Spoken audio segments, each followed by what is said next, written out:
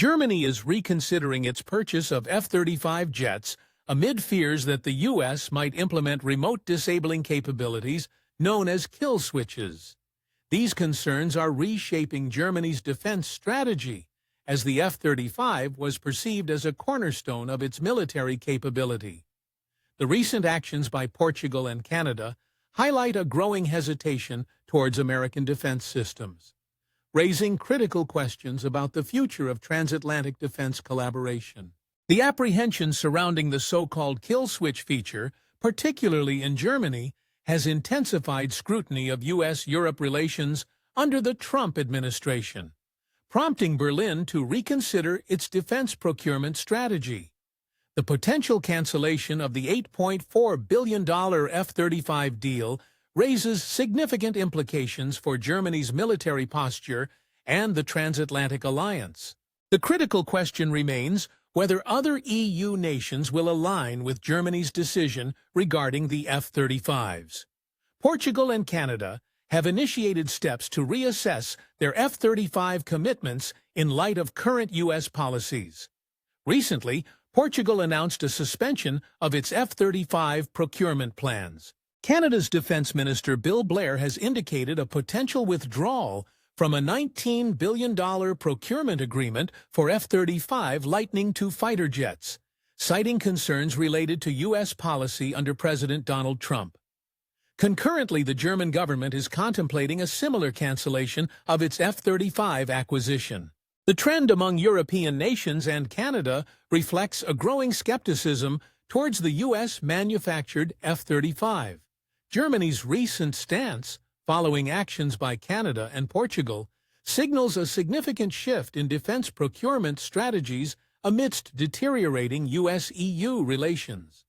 Security analysts in Germany express apprehension regarding the implications of Trump's administration potentially halting Germany's F-35 acquisition.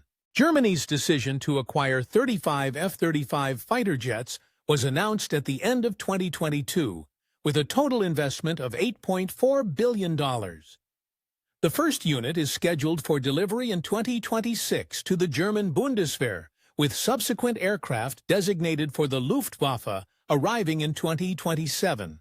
Training operations for these advanced jets are set to commence in the U.S. in 2026 or 2027, depending on the status of the deal. An evaluation is needed to determine if Germany will follow in the footsteps of Canada and Portugal by abandoning the F-35 program. This analysis will also explore the broader ramifications should Europe collectively distance itself from U.S. defense products under the current administration. The current geopolitical landscape has underscored the strategic significance of European nations' reliance on U.S. military assets. Concerns surrounding the operational capabilities and reliability of the U.S. fifth-generation F-35 Lightning II fighter jet are intensifying, particularly in Germany, as the continent grapples with its security assurances from the United States. This skepticism follows similar sentiments expressed by Portugal and Canada regarding the F-35's role in European defense. Thomas Enders, a prominent voice in German defense policy, has articulated strong opposition to the acquisition of the F-35, labeling it unnecessary. He highlighted the substantial financial burden associated with the F-35, which includes significant maintenance and life cycle expenses in addition to the initial procurement costs. Enders advocates for the cancellation of this order, citing the evolving geopolitical conditions that necessitate a re-evaluation of defense investments. Enders further emphasized the vulnerabilities inherent in the F-35 program, noting that U.S. control over the aircraft can be exercised at any moment, thereby creating a dependency that could jeopardize European operational autonomy. He raised concerns that the current U.S. administration could potentially deny the deployment of F-35s, thereby presenting a strategic risk to European defense. In light of these challenges, Enders recommends that the German military prioritize investments in unmanned aerial vehicles, UAVs, and robotics as more viable alternatives. Recent reports from German media indicate heightened anxiety in Berlin regarding the F-35 procurement, especially following the cessation of military and intelligence support to Ukraine by the Trump administration.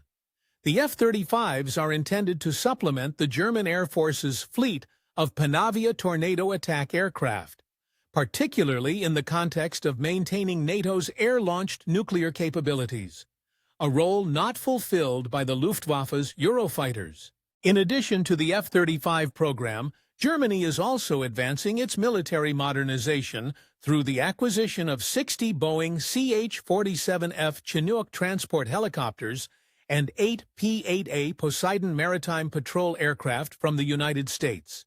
Deliveries of the Chinook helicopters are projected to commence in October 2027, while the first P-8A for the German Navy has recently completed its inaugural flight in the U.S. Furthermore, the German Air Force is set to receive 3 Pegasus Signals intelligence aircraft, which are being customized by Bombardier Defense in collaboration with Germany's Hensoldt. Defense experts in Berlin are advocating for a strategic pivot towards domestic military aircraft production, urging the new German government to increase investments in indigenous programs such as the Eurofighter and its forthcoming successor.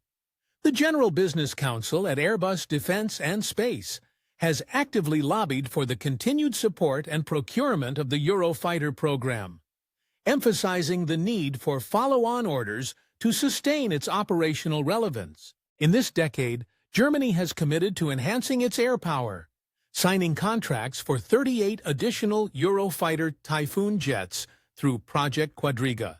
Additionally, last June, Germany indicated plans to procure 20 more multi-role aircraft. This expansion is part of a broader initiative involving collaboration with European Union partners on advanced aerial capabilities.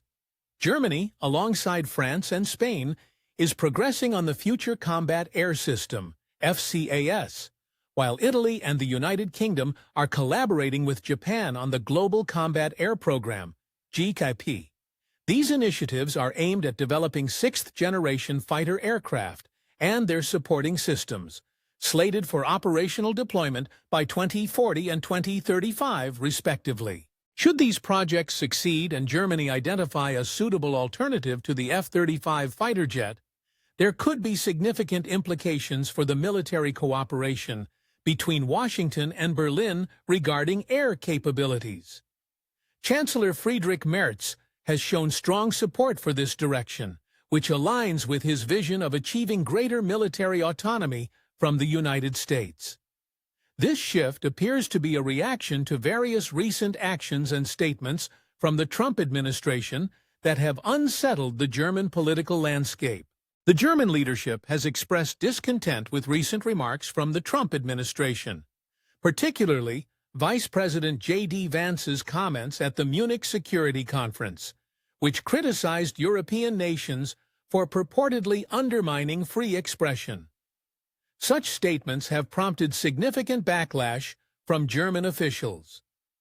Additionally, allegations of interference by Elon Musk in German electoral matters, coupled with his support for the far-right Alternative for Germany, have further fueled tensions, particularly with Chancellor Merz. In response to Musk's alleged actions, Merz has committed to addressing the potential legal ramifications. As it stands, Germany's stance on military independence from the United States remains firm. However, the path to achieving this independence is complex. Defining what true independence entails and executing a fundamental shift in transatlantic military relations poses considerable challenges. If Merz's vision includes severing reliance on the U.S. for security, substantial steps must be taken. Firstly, Merz must persuade his coalition partners, particularly the Social Democrats, to endorse this strategic objective, as German governance is characterized by intricate coalition agreements. Furthermore, a significant increase in defense spending is necessary. Currently, Germany allocates over $90 billion to its annual defense budget, which represents approximately 2% of its gross domestic product. This financial commitment will be critical in supporting Germany's goal of enhanced military autonomy. The German Bundestag has recently convened to deliberate on the future of national defense spending, a decision with significant strategic implications. Professor Manneke Schnitzer, president of the German Council of Economic Experts, emphasizes the critical nature of this vote for the strategic initiatives led by CDU leader Friedrich Merz.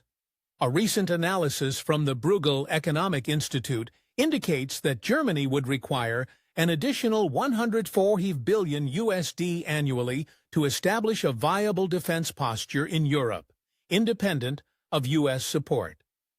Achieving this level of funding necessitates a modification of the constitutional debt brake, which mandates a two-thirds majority in both chambers of Parliament to amend. The Christian Democratic Union, CDU, and its sister party, the Christian Social Union, CSU, garnered 28.6% of the recent electoral vote. Despite potential backing from the Social Democrats, the primary center-left party in Germany, Merz may still face challenges in securing the requisite parliamentary support. True strategic autonomy for Germany would require persuasive collaboration with other European Union partners. In the context of a potentially less supportive U.S. administration, as suggested by a continuation of current foreign policy trends, the EU may need to enhance its role as a security guarantor on the continent. Furthermore, as Merz suggests, the UK and France may need to reassess their nuclear deterrent sharing arrangements. Given the declining reliability of U.S. commitment to NATO defense, the measures proposed would primarily secure Germany's strategic independence in defense matters, yet they would not resolve other critical policy areas such as trade and energy security. This presents a formidable challenge, particularly due to the entrenched economic interdependencies between Germany and the U.S., coupled with potential tariff threats. Merz's advocacy for a pronounced independence in security matters would represent a significant shift in German policy, especially considering his historical alignment with transatlantic principles. Merz, now 69, was shaped by the geopolitical dynamics of the late Cold War, a period that saw the U.S. play a pivotal role in facilitating German reunification. His long-standing engagement with the Atlantic Brücke, an organization promoting transatlantic cooperation, alongside his extensive travel to the U.S., underscores his commitment to maintaining strong ties with America. While Merz's pursuit of increased independence is noteworthy, it is unlikely to result in a complete severance of relations with the United States, reflecting a complex balancing act in Germany's strategic posture. Strategically, the relationship between Germany and the United States is complex, with significant implications for European defense posture. Despite economic and cultural ties, Germany is likely to adopt a more assertive stance in its defense strategies, particularly in response to perceived U.S. disengagement from European affairs. The shift in leadership to Friedrich Merz may signal a recalibration of Germany's role within NATO and the European Union, potentially enhancing its strategic autonomy and influence in collective security matters. Merz's ascension follows a period of leadership challenges under Olaf Scholz, whose tenure was marked by economic instability and coalition divisions that hindered decisive action on defense issues. The Franco-German partnership, historically central to EU leadership, has also faced setbacks. Merz's approach is anticipated to be more proactive, aligning with France's aspirations for European strategic independence, which could foster a stronger security alliance between Berlin and Paris, enhancing the EU's collective defense capabilities. With a more hawkish posture towards Russia, Merz advocates for bolstering Germany's defense through nuclear collaboration with France and the United Kingdom. The proposed deployment of French nuclear assets in Germany reflects a strategic shift aimed at enhancing deterrence in Europe. German officials believe that this could catalyze a broader NATO nuclear strategy involving UK assets. Discussions among EU leaders indicate a growing interest in Macron's proposal, highlighting a potential shift in Europe's nuclear strategy and collective defense framework. The proposal for expanding France's nuclear deterrent capacity entails considerable strategic and financial challenges. The necessity for infrastructure investment in warhead production, missile systems, and submarine capabilities is critical. Given the current economic constraints faced by EU nations post-pandemic, securing the necessary funding for such enhancements will require consensus and prioritization within European defense budgets, which could complicate the implementation of this strategic initiative. France is currently evaluating the long-term viability of an expanded nuclear arsenal, necessitating a careful balance between domestic economic priorities and security obligations. A significant challenge lies in achieving consensus among European Union member states. Nations bordering Russia may perceive an expanded nuclear deterrent as essential to counteract threats from Moscow, thus supporting such initiatives. Conversely, countries with a history of neutrality, like Austria and Ireland, may resist moves that could escalate nuclear proliferation within Europe. Germany, a pivotal player in the EU, has traditionally opposed nuclear proliferation and has remained committed to non-proliferation treaties.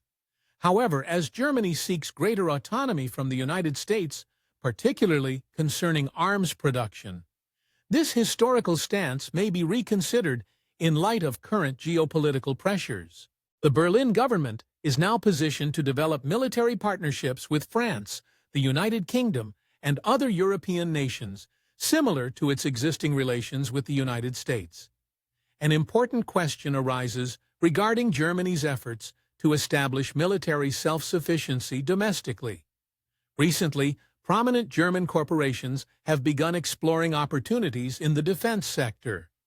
Notably, Oliver Blume, CEO of Volkswagen, announced the company's readiness to manufacture military equipment and is open to collaborations with potential defense partners. With a marked decline in car exports and factories operating below optimal capacity, Volkswagen is pivoting towards the defense industry.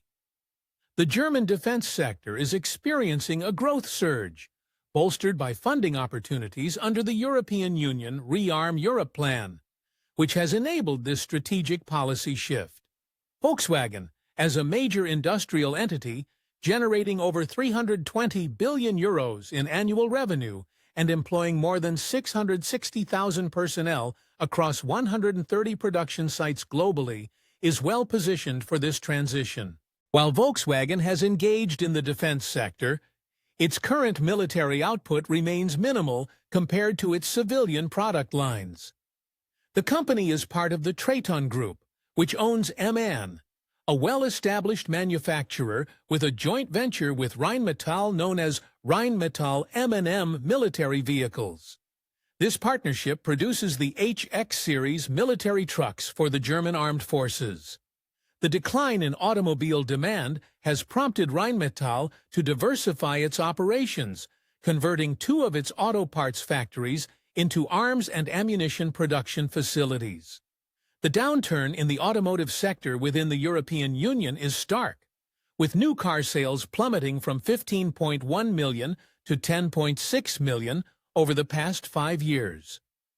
According to the European Automobile Manufacturers Association, Volkswagen is currently evaluating potential military applications, signaling a cautious but significant interest in transitioning into defense manufacturing. Currently, there are no definitive plans or decisions regarding the production of specific weapon systems or military equipment. As indicated by industry analyst Bloom, the trajectory of these initiatives appears to be predominantly influenced by the defense sector rather than governmental directives. Volkswagen's current position suggests it is not positioned to evolve into a leading defense manufacturer, capable of developing tanks, self-propelled artillery, or advanced aircraft independently. Instead, the company is poised to become a key supplier of critical components for military hardware. The areas most relevant to Volkswagen's capabilities include armored vehicles, particularly armored personnel carriers, infantry fighting vehicles, and tanks, which require essential components such as engines, transmissions, axles, suspensions, fuel systems, power supply systems, and generators. Volkswagen's existing production facilities and skilled workforce enable the company to meet these demands efficiently. This collaboration could facilitate a significant acceleration in the production timelines for prime contractors engaged in the manufacture of military equipment.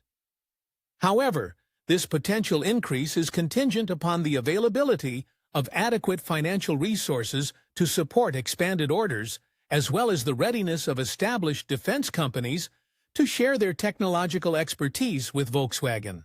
In this context, Volkswagen may emerge as a notable player in Germany's defense landscape. Recent developments in Germany's military-industrial strategy and its increasingly pro-European Union approach towards the United States represent critical trends. A pivotal aspect of this is Germany's involvement in the United States F-35 Joint Strike Fighter program. Should Germany choose to withdraw from the F-35 program, following the lead of Canada and Portugal, it would pose significant challenges for the United States' defense strategy. Such a decision could set a precedent for other nations contemplating a shift away from reliance on U.S. military industrial capabilities. Thank you for your attention.